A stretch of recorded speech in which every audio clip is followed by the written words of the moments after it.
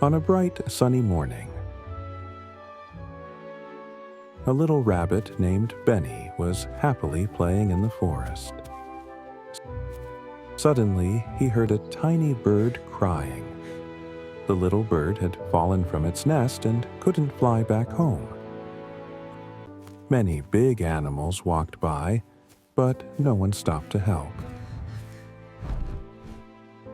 Benny looked up at the tall tree and smiled.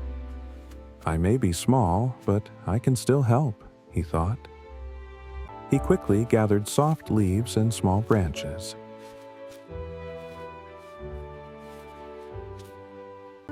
Then a friendly monkey helped place the little bird safely back into its nest.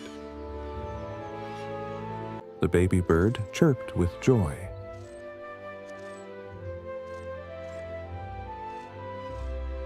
Soon the mother bird returned and thanked Benny for his kindness. All the forest animals cheered for the brave little rabbit. Remember, true courage is not about being the biggest. It's about helping others with a kind heart. Moral: kindness and courage can make a big difference.